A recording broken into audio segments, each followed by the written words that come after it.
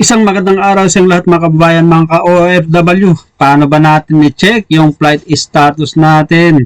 Lalong-lalo na sa ngayong pangyayaring ito ay ang dami nang naantala ng flight. Yung mga pauwi sa Pilipinas, magbabakasyon, na nandito sa Middle East o gitnang silangan, at saka yung mga pabalik dahil nga sarado pa rin ang airspace dito sa gitnang silangan. So, i-check natin yung flight status natin. So, okay, kung may laptop kayo, pumunta lang kayo sa Google Chrome, or kung cellphone ang gamit nyo, i-google lang natin yan. Okay, so, nandito na tayo sa Google Chrome. Ang gawin natin ay i-type lang natin yung flight status. Okay, so ito na siya. After that, enter lang natin. Okay, at saka ito na yung lalabas. Okay, so, andito siya. Meron yung flight tracker, current status of your flight. Okay. Meron din dito, Kuwait, diretso. At yung mga iba-ibang airlines makikita nyo dito. Okay. So, example muna natin yung sa akin.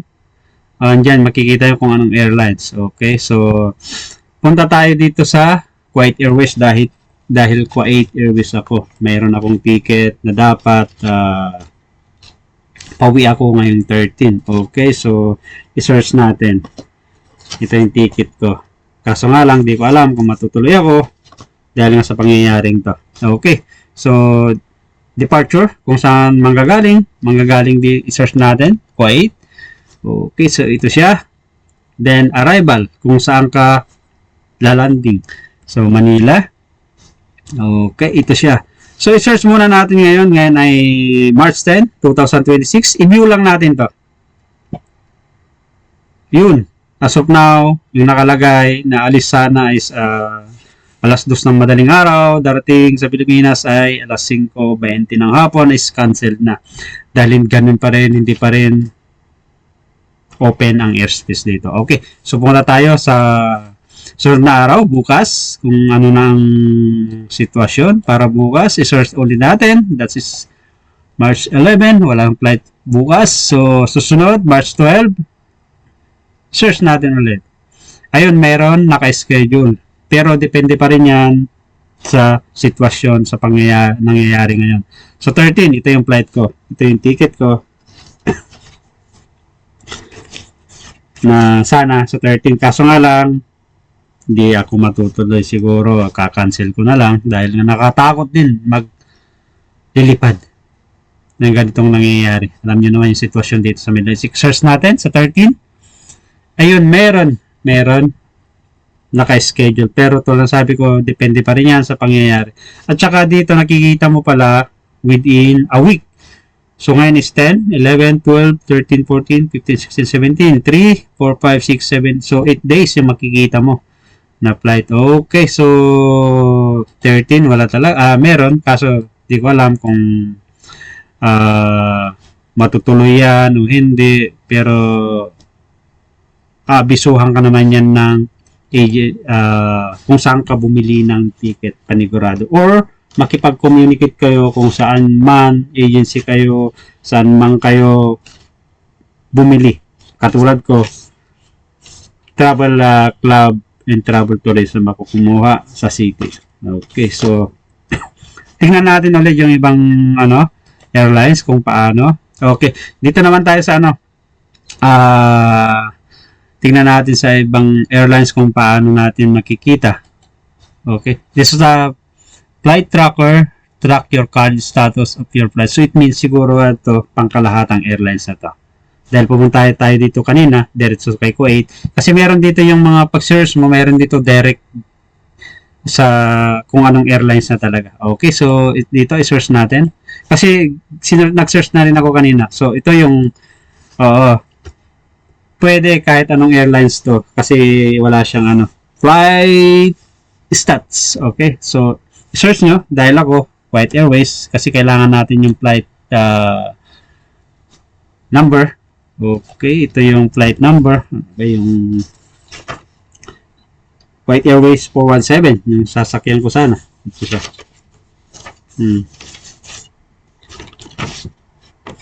So, i-type lang natin yung 417 para makita natin. Then, yung alis ko is 13 March. Hindi lalabas kasi to pag wala yung exact details nito. I-search lang natin. Ayun. Dito walang nakalagay kasi pero yung direkta kay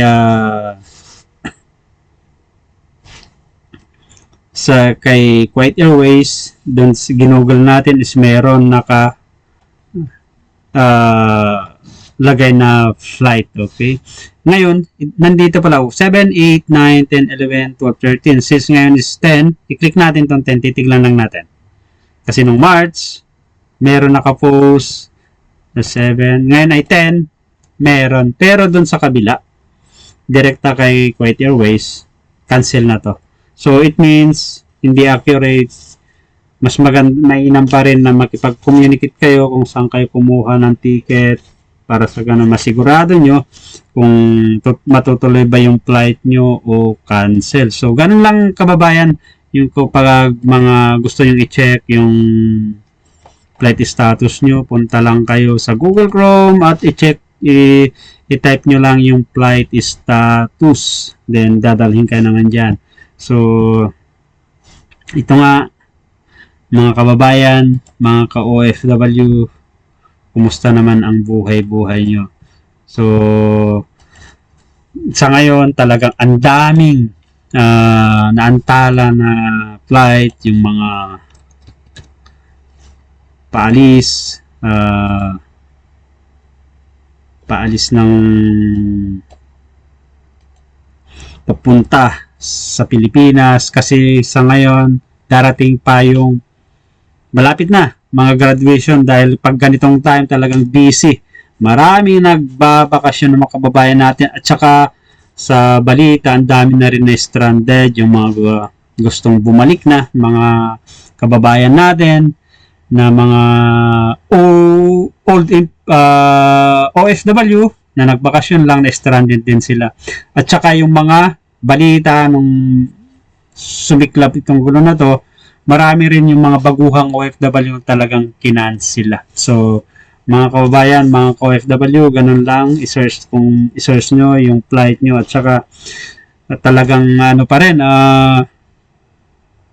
sarado pa rin ang airspace nila dito. Noong mga nakaraan, may balita na yung mga kababayan natin na stranded sa UAE ay dinala o hinatid na yung iba sa Pilipinas dahil nga at tulad sabi ko ang dami na stranded, sarado pa rin ang airspace dahil nga sa kaguluhan nangyayari dito ngayon. Saka yung mga kababayan natin pabalik, ang dami rin mga na-stranded.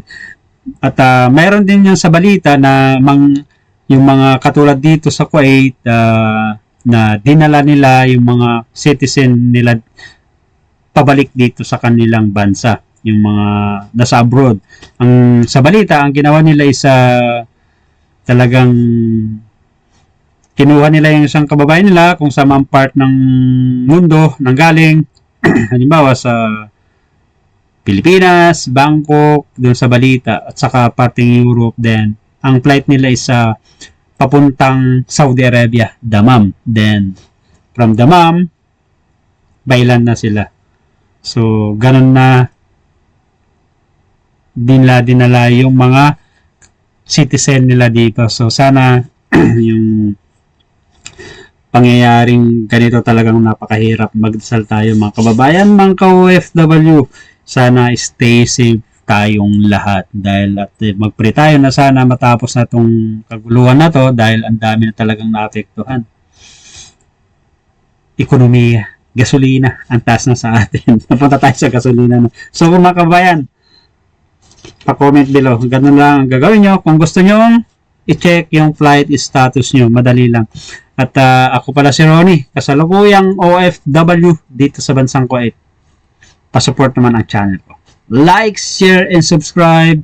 At pakihit na rin yung notification bell para updated kayo lagi pag mayroon akong mga bagong videos. Again, mga kababayan ko, kapag yung ticket nyo ay cancel or gusto nyo i-check yung flight, ganun lang gawin nyo. Ganun lang kasimple mga kababayan. Or makipag-communicate kayo kung saan man travel agency kayo kumuha ng ticket, kung via online, i-search nyo kung paano. Maraming salamat again mga kababayan. Stay safe to all. Have a nice and great day to all of you at kita-kits sa mga sunod kong videos.